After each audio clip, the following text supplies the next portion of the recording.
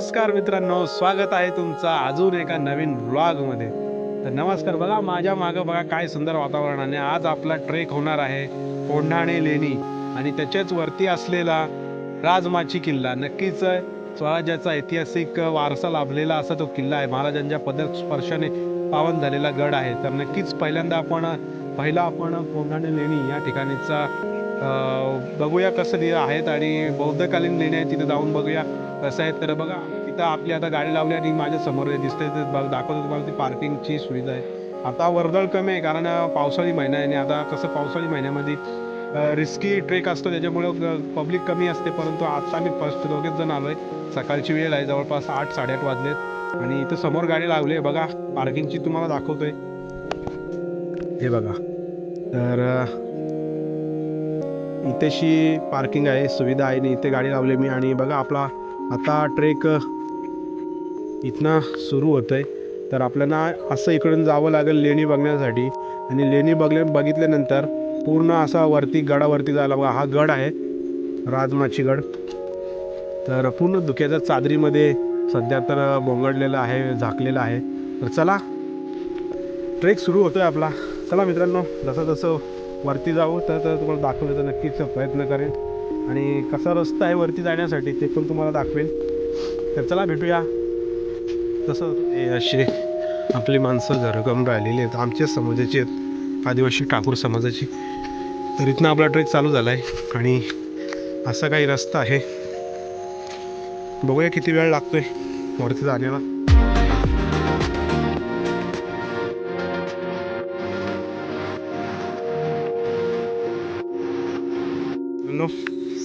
असा रस्ता आहे, चिखल आहे, परंतु बघा एक आपला भरपूर एवढा मोठा आहे ब्रीड, खतरनाक ब्रीड आहे. बघा आहे कुत्रा, हे बघा. असं चिखलामधून जावं लागतं. बघू आपल्या मागे मागे कितपर्यंत येतो डॉगी डॉन आम्हाला रस्ता दाखवायला. खुणा केल्यात कोंढाणे लेणीकडे जाण्यासाठी. पावसाळी वातावरण आहे आणि ह्या वेळेस तुम्हाला तर माहीतच आहे की खूप रान होतोय, गवत खूप वाढतोय. पहिल्यांदा आपण कोंढाणे लेणीचं दर्शन घेऊ आणि वरती जाण्यासाठी योग्य रस्ता आणि वेळ असेल तरच आपण राजमाची किल्ल्यावरती ट्रेक करू. कारण पावसाळी महिना आहे आणि पब्लिक पण जास्ती नाही, आम्ही दोघंच आहोत. बघूया आता कोंढाणे लेणीवर जवळ गेलो. मित्रांनो भरपूर मोठा आहे बघा, त्याच्या कमरेपर्यंत लागतं. बघा आपला एक भाऊ आहे छोटा, लय मोठा ग्रेड आणि जबरदस्त कुत्रा आहे मित्रांनो. हा बघा, चल मती चल.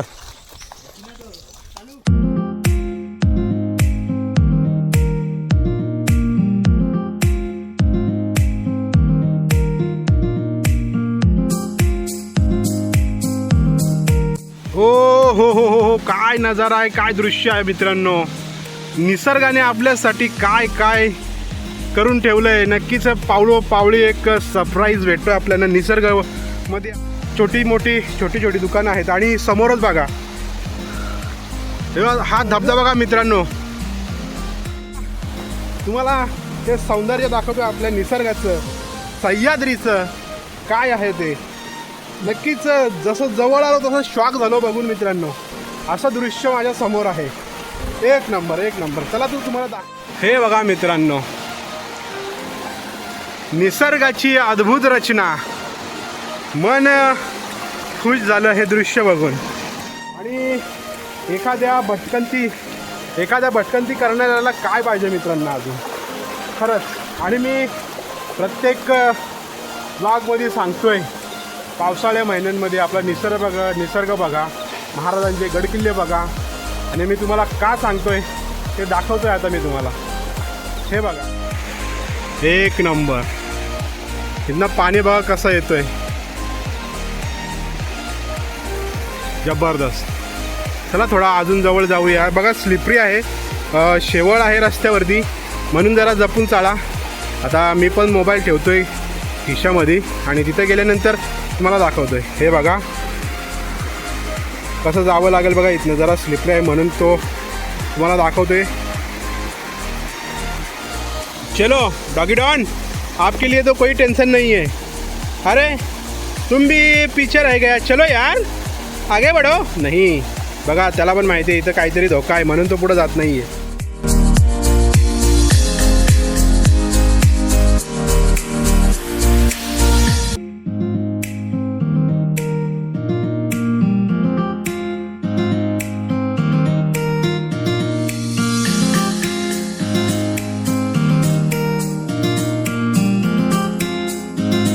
मागं कुत्रा होता, तर इथं माकडं आहेत भरपूर. वांढरं बघा समोर दिसतोय का तुम्हाला इथे इथे.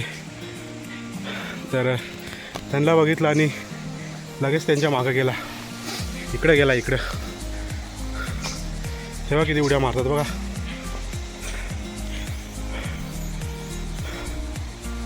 कालू यो, चल चल चल, ये जाऊन दे, आपण त्यांच्या जागे आलू. ये चला, येईल तो, त्याला सवय असेल, याच परिसरातला आहे तो. बघा असं काही रस्ता आहे, जशी दमछाक होत नाही कारण थोडं चढण्यासाठी चांगलं आहे. आणि बघा आला, शाबाश वागा. चल 20 ते 25 मिनिटे ट्रेक केल्यानंतर जो दृश्य आपल्या समोर आहे ना, खरंच मन एकदम शांत झालं. गौतम बुद्धाचं प्रतीक असलेलं लेणी आहेत आणि छोटासा नजारा दृश्य दिसला आहे मला. तर तुम्हाला दाखवतो तो मधीतून छोटासा दृश्य कसा दिसतो आणि ते जवळ गेल्यानंतर त्याची भव्यता किती आहे ते सुद्धा दाखवतो आहे. समोर दिसते ती छोटीशी झलक दिसली बघा, तुम्हाला झूम करून दाखवतो आहे. तर जवळपास 100 मीटर अंतर आहे अजून. तर एवढं सुंदर दृश्य आहे, तर जवळ झालं मित्रांनो हे दृश्य बघून. इथूनच मन शांत झालं आणि तुम्हाला दाखवतो तिथे गेल्यानंतर काय अनुभव, काय दृश्य आहे. तर थोडक्यात इतिहास पण आपण बघूया. तिथे जर इथे बोर्ड आहे समोर, तिथे इतिहास लिहिलेला आहे, तर तुम्हाला दाखवतो आहे आणि थोडक्यात वाचून पण. छोटे छोटे मासे आहेत पाण्यामध्ये पण आहेत आणि बहुतेक हे बघा, आणि धबधबा पण दिसतोय छोटासा बघा. हा हा हा. तर बघा इथे पण संवर्धनाचं काम सुरू होईल आत्ता. आणि हे बघा या दगडी दिसत आहेत तुम्हाला, ज्या तोडी करून इथं ठेवण्यात आल्यात. नक्कीच हे बघा इथून पायऱ्या स्टार्ट होतात आणि ह्या छोटीशी दुकान आहे तिथेशी. तर बघा या पायरी बनवण्यासाठी बहुतेक इथं दगडी आणून. सर्वात आधी ह्या गोष्टीचं तुम्ही नक्की तंतोतंत पालन करा. ड्रिंक, सिगारेट, तंबाखू, गुटखा अशा ऐतिहासिक पवित्र जागेवरती आल्यानंतर नक्कीच हे असं तुम्ही करू नका.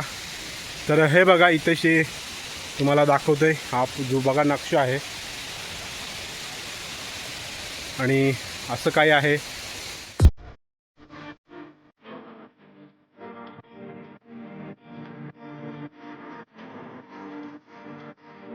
आहे मित्रांनो लेणींची खरंच. आम्ही अशा वेळेस आलो ज्यावेळेस पूर्ण फुलं भेटलं आणि एकही माणूस नाही आहे.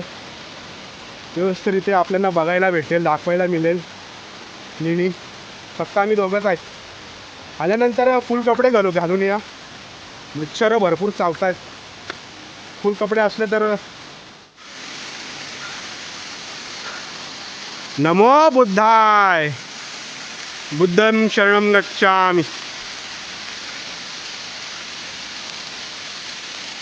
हे बघा मित्रांनो, आणि बघा पाणी बघा किती सुंदर पडतंय.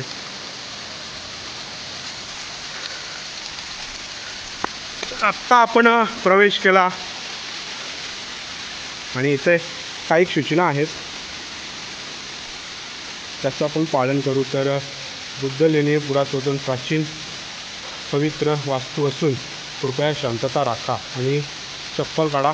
तर आपण आता जास्ती बोलणार नाही, फक्त तुम्हाला दाखवण्याचा प्रयत्न करू.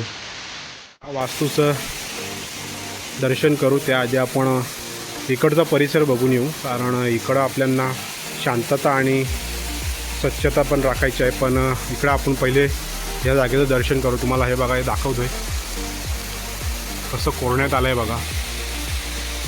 तर या तुम्हाला हे दाखवतोय दृश्य. पाणी बघा किती सुंदर पडतंय.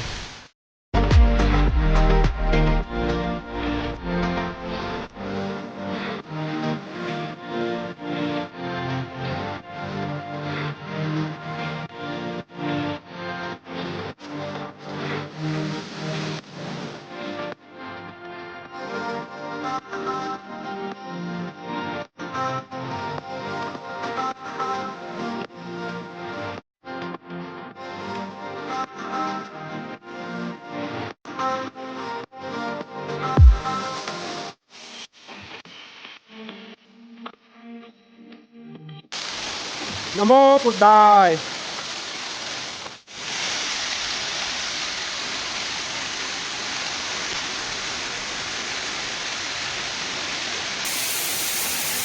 आपल्या मेन जागेवरतून वरता आल्यानंतर एक अशी जागा लागते जी सध्या आता बंद आहे.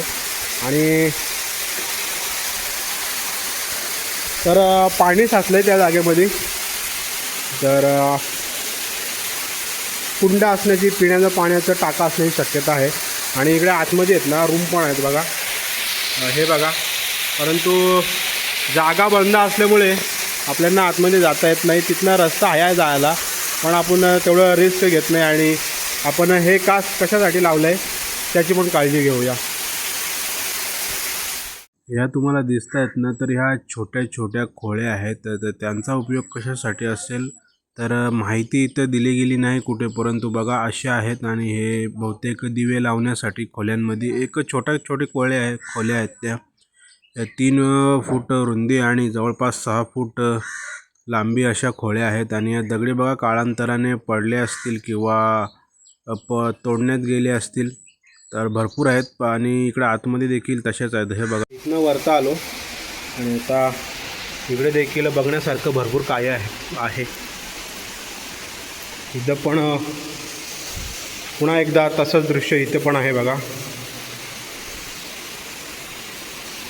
आणि हे बघा कोरीव काम इथं आपल्याला जवळून बघता येईल असं कोरीव काम आहे. हे बघा कालांतराने तुटलेत किंवा तोडण्यात आलेत.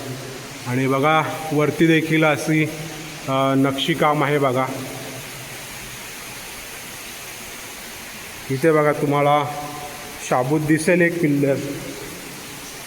तर नक्कीच इथं तुटला आहे, परंतु इथे आहे. आणि हा नवीन बनवलेला आहे, जेणेकरून आपल्यांना त्या काळातला तो पिल्लर कसा असेल, म्हणजे त्याचाच अर्थ पूर्ण बघा हे पिल्लर तोडण्यात आलेत किंवा तुटलेत काळांतरीने. हे बघा समोरचे हे पूर्ण तर एक बनवण्यात आलं आहे, जेणेकरून आपल्यांना कल्पना येईल की त्या काळात ते कसे दिसत होते. बघा जेवढं आपल्यांना समोर दिसतं आहे तेवढं आपल्यांना तुम्हाला सांगायचा, दाखवण्याचा प्रयत्न केला. आणि एका रूम दाखवते तुम्हाला, ज्या कातलात कोरलेल्या कोरीव रूम आहेत. तर हे नक्षीकाम तर तुम्ही बघितलंच, हे बघा. आणि एक रूम दाखवतो आहे आतमधून कसा दिसतो आहे. तर बघा हे विश्रांती करण्यासाठी एक आसन आहे. आणि असं थोडंसं स्पेस आहे बघा, हे विश्रांती करण्यासाठी. तर त्याची लांबी इथनं पकडली तर अंदाजे लांबी 8 ते 9 फूट असेल. आणि त्याची अशी रुंदी पकडली जवळपास 5 ते 6 फूट तरी नक्की असेल. म्हणजेच 8 बाय 5 या आकाराचा एक रूम असेल बघा. इथे एक आरामात माणूस विश्राम करू शकतो. तर हे बघा इथेशी जी पवित्र जागा आहे त्या जागेवरती कसं होतं त्या काळात, ती वास्तू ती उभे दिले कोरण्यात आले. आणि कार्लादेवी एकविरा मातेचं जिथं मंदिर आहे तिथं देखील असंच चैत्यगृह आहे. ते मोठा आहे याच्यापेक्षा, परंतु असेच तिथंशी एक मोठी बनवलेलं आहे याच प्रकारे. बघा आपल्या मागं आला होता डॉगी डॉग इथं जाऊ.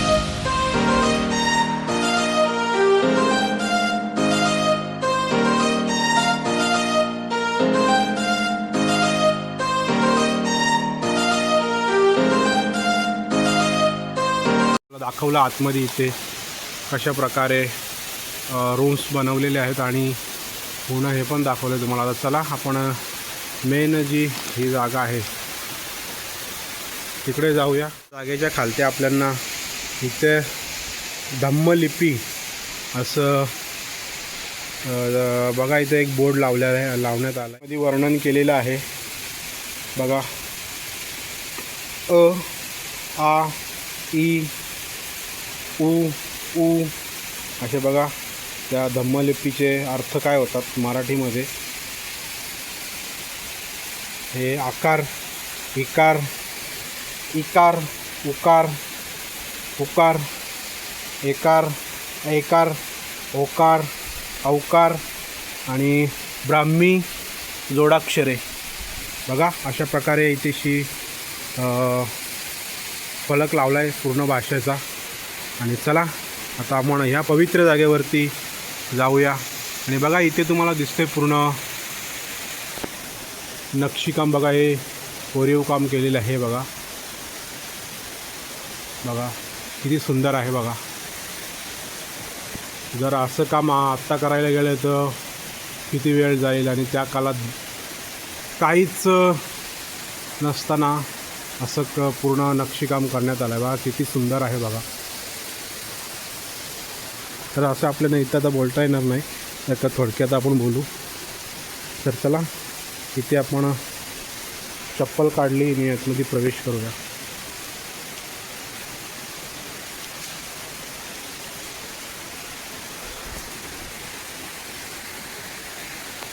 तर हे तुम्हाला खांब दिसत आहेत ना, हे खांब आत्ता बसवण्यात आले. तर पूर्वी खांब होते परंतु तोडण्यात आले होते आणि ते आत्ता बसवलेत बघा.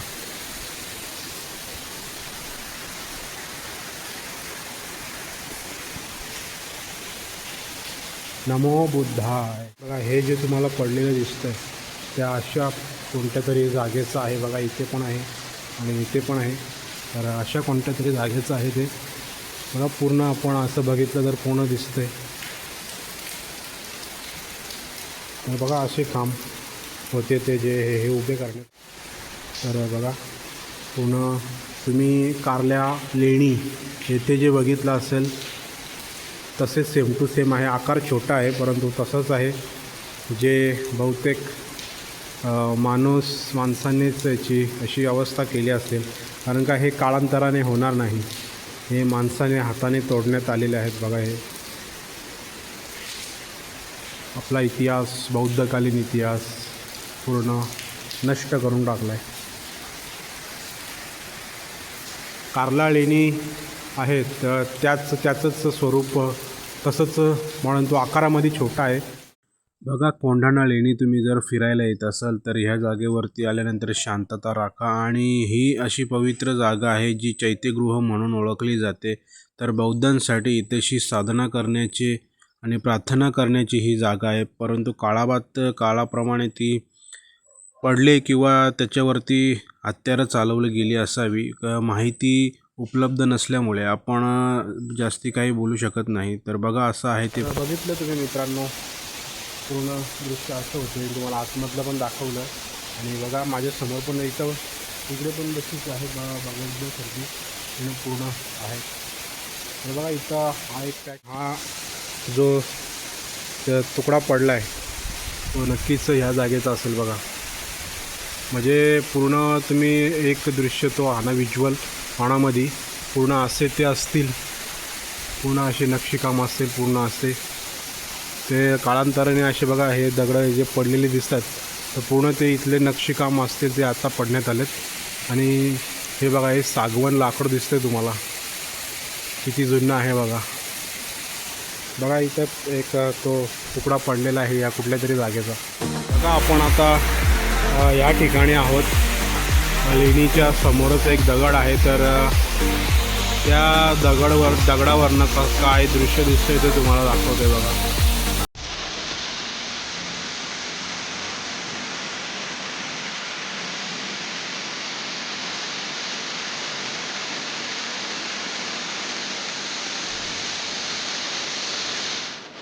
कोंढाणे लेणी ब्लॉग आता आपण एंड करतो आहे. मी पुढच्या मार्गासाठी निघतो आहे.